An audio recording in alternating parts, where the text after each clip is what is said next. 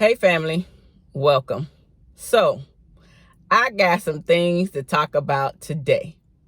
Welcome for all of you out there. I got some things to talk about today because I've been hit with this prenup question for a few times, and I wanted to come here and address the prenup question. Should I get a prenup? Would you sign a prenup? How should I handle a prenup if it was presented to me? Me and my husband have talked about this topic several times, and I'm like, my personal opinion about prenups is no, I'm not signing no prenup. No, I don't even believe in them. No. Now, here's the thing. I get it. I am an unpopular opinion. So before you decide to click off of this video, hear me out. I do not believe in prenups because several reasons. One of the first reasons is because I'm already signing a contract to be involved with you in all of your BS. Yes, I said it and I mean it from the bottom of my heart, because all of us have some baggage and some stuff that we're going to bring into the relationship. And so, no, I'm not signing no prenup because I already signing a contract, a marriage contract, to deal with all of you and your BS. Yes, you and all of your greatness, you and all of your glory, you and all of your sexiness, you and all of your things that you are bringing to the table. But there's also a flip side of that, which is the negative side that people don't even think about. Because when we jump into the relationships, we always think that the things are going to be great. The grass is always going to be great. That it's always going to be green. There are not going to be any weeds. There won't be any troubles. There won't be any problems. And then when we do have these problems, when we do have these hurts, when we do have these pains, then guess what? We're like, well, maybe it's time to go. Or, which brings me to point number 2. I ain't signing no prenup because I just ain't. Here's the thing. If you slow down and have vetted me as your partner, then you would know that I am never in it just for the money. Because I know, yes, me, I know that I can't sleep with that money. That money is not going to give me hugs and cuddles. That money is not going to spend the quality time that I need. That money is not going to have conversations with me. That money will help me to get to places that I want to be, such as vacations, such as massage and spa days, such as the things over my head, such as the roof, the clothing on my body, the food inside my body. Like, that's what money helps me do. It helps me get the finer things in life, the materialistic things in life, but it is not going to bring me any of the creature comforts that I need from you as the man, you as the human being. So no, I'm not signing your prenup.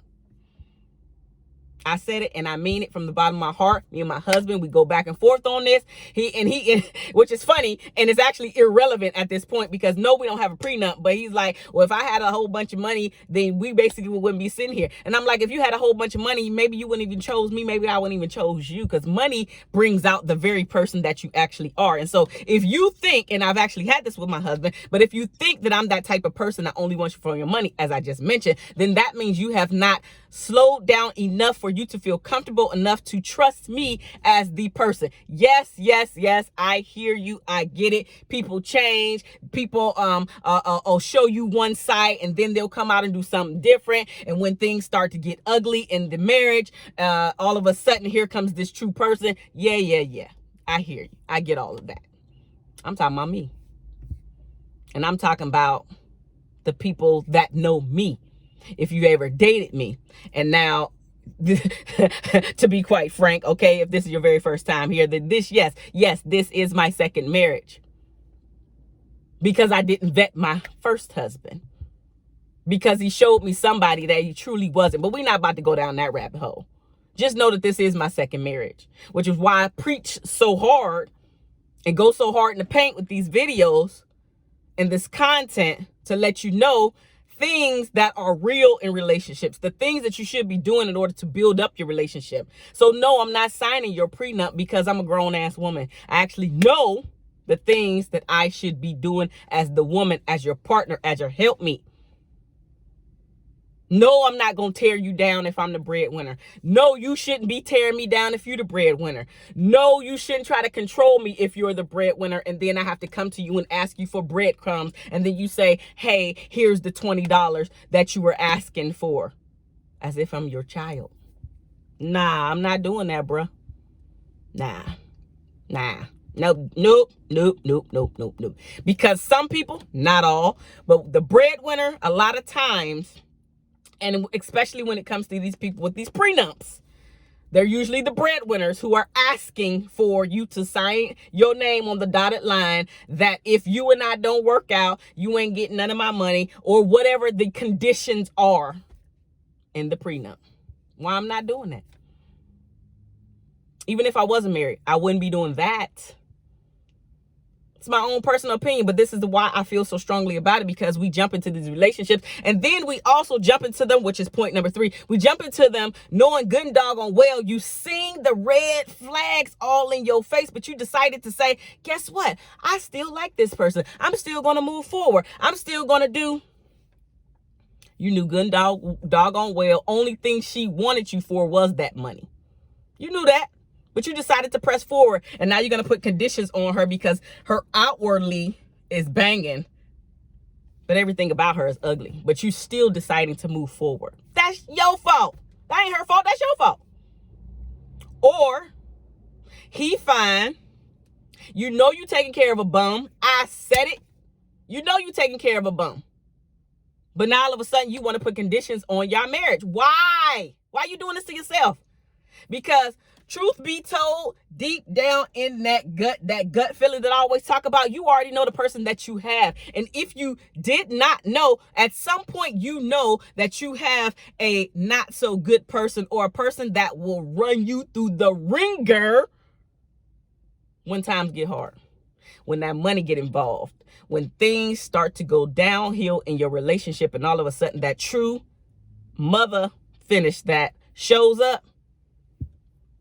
You already know they got them tendencies in there, because you decided to move forward with the red flags that you've seen and chose to either ignore them or say, this is not going to show up with me. I'm different. I can change him. He or she won't do this to me. Yeah. Yes, they will. Yep. Yes, they will. Yep.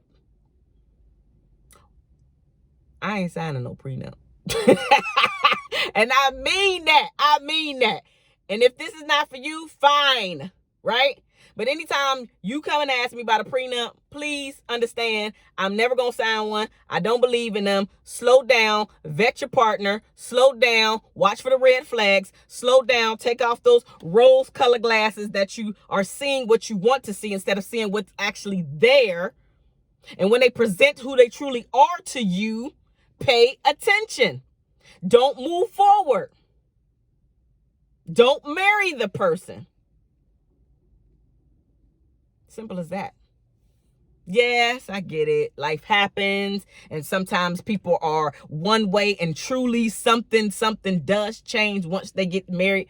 I get all of that. But even with that, there was a little something that told you in your gut something wasn't right, but you kept moving forward.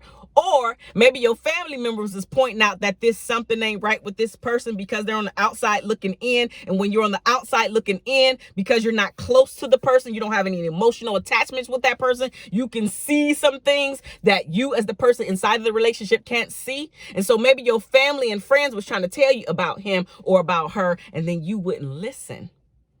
All because they're wrong. Now, they could be wrong. All because they're hating. They could be hating.